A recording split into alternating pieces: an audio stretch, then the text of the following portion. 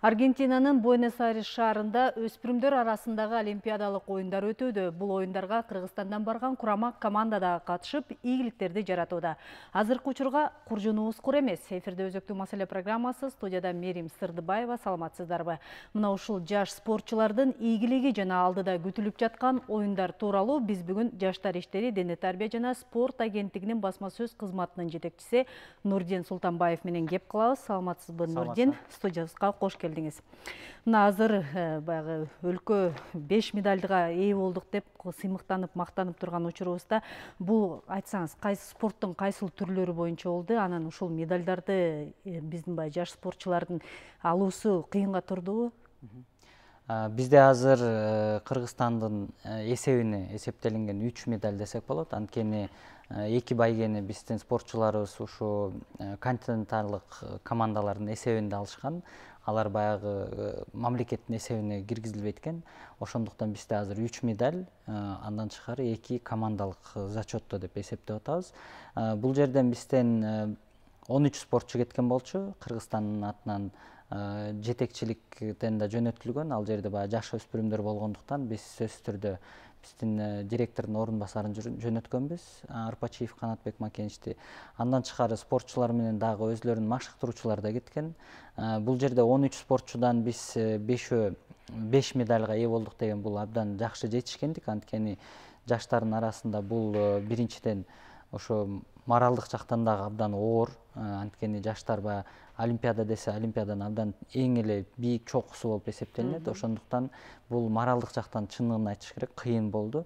Балдар лицензия алыш керек болчу. 1 жыл мурда лицензиялык турнирлер өткөрүлүп, ошонун жыйынтыктары быйыл жылдын башында белгиленип, анан биз спортчуларды ушул эки стартка даярдап баштаганбыз. Ар бир спортчу бул убакытта кандайдыр бир мелдештерге катышып, ал жерден өзлөрүнүн чеберчилигин дагы көтөрүп, дагы башка бир мелдештерге өзлөрүнүн сурангандарына катыштыртып жүрдүк.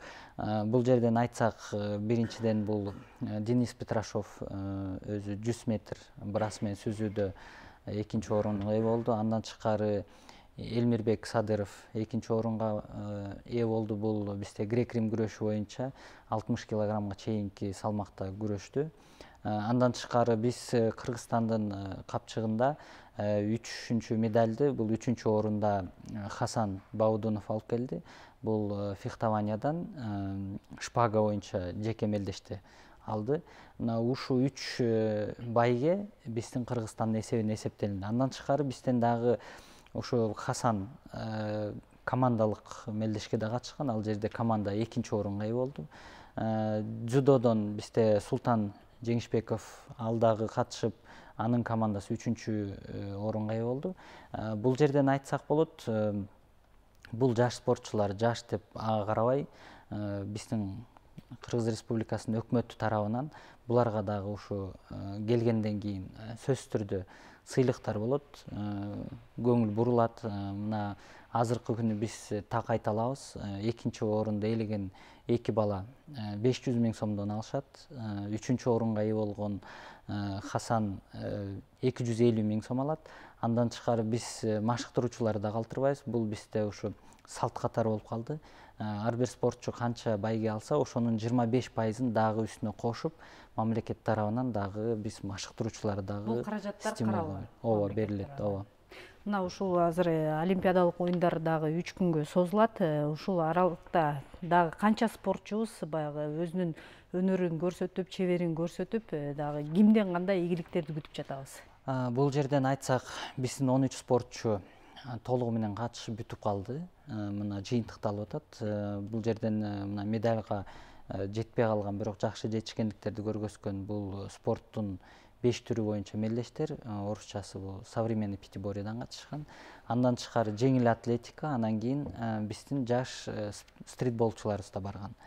Булардын баары тең катышып бүтүп калды десек болот. Кыргызстандын курама командасы азыркы учурда ошо жыйынтыктоочу өзлөрүнүн иш чараларын өткөрүп, ошол жерде балдарга дагы бул олимпиадага баргандан кийин сөзсүз түрдө маданий бир иш чаралар киргизилет. Аларга да катышып, балдар өзлөрүнүн башка мамлекеттин спортчулары менен таанышканга мүмкүнчүлүк болот.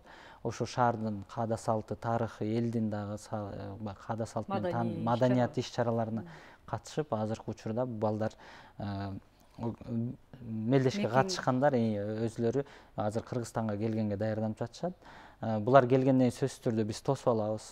Бул бизде акыркы учурларда аябай чоң салтка айланып калды. Анткени чынын айтыш керек, быйылкы жылы биздин спортчуларыбыз абдан зор жетишкендиктерди көргөзүп, булардын дагы жетишкендиктерин биз бул жактан дагы күйөрмандарыбыз өзүбүздүн да мына чынын айтканда акыркы жылдары биз ушу жеринен түз алып берүүнү да абдан жакшы колго алдык.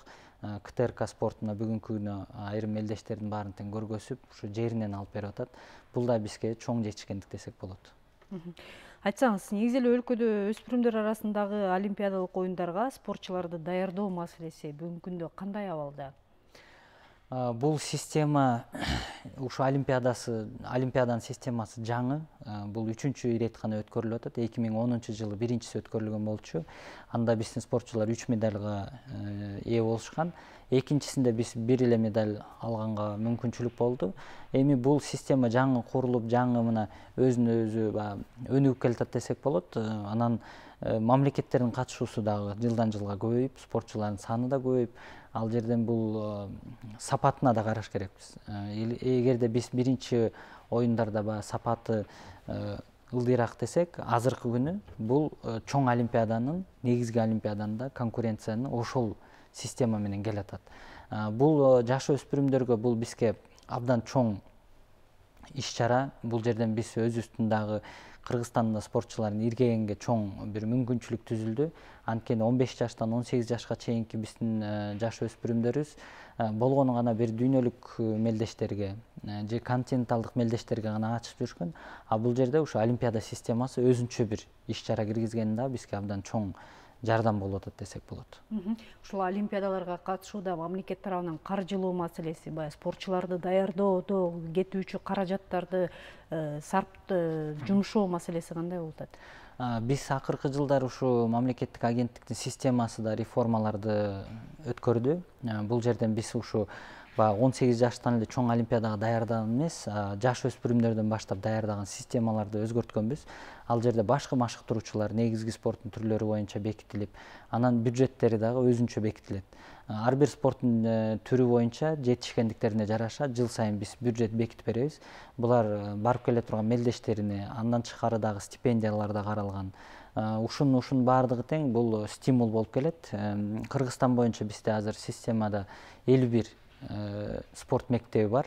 Бул 51 спорт мектебинде ушу 18 жашка чейинки биздин жаш өспүрүмдөр ошол жерде катышып, машыктыруучулар аларды даярдап, иргелип, анан кийин негизги Кыргызстандын курамасына кошулат. Ошондуктан азыркы система дагы биртике өзгөрүүлөр болушу мүмкүн. Анткени биз ушу ар бир иш чарага катышып, спортчулардын жетишкендиктерин да, кемчиликтерди карап, федерациялар менен, спорт коомчулугу менен биргеликте муну өзгөртүп, ар дайым заманбап шарттарга жооп бере турганга аракет кылабыз. Айтсаңыз, сиздин оюңузча, мына ушул баягы баардык шарттарды түзгөнгө аракет кылып атат мамлекет колдон келишинче.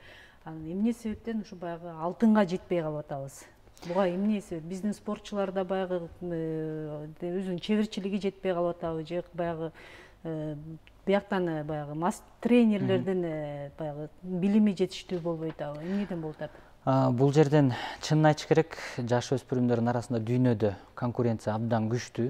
Мына алдыңкы державаларды эле алсак, мына бүгүнкү күнү Орусия биринчи орунда келатат. 24 алтын менен, андан кийин Венгрия келатат, андан кийин Кытай келатат. Буларда дагы абдан көп ресурстар бар. Андан тышкары булардын өзүнүн дагы системасы. Мына эгерде биз көп мамлекеттер менен салыштырабыз, бирок Кыргызстандыкы 5 миллион халкы менен биздин жетишкендик бул абдан чоң жетишкендик деп эсептесек болот. Анткени мына ошол эле Кытайды алсаңыз, канча миллиард деген эл бар. Ошонун ичинен иргелип суурулуп чыгышат. Бизде болгон 5 миллион халктын ичинен биз ушундай чоң жетишкендиктерге жетип атабыз. Ошондуктан жетишкендигибиз абдан жакшы.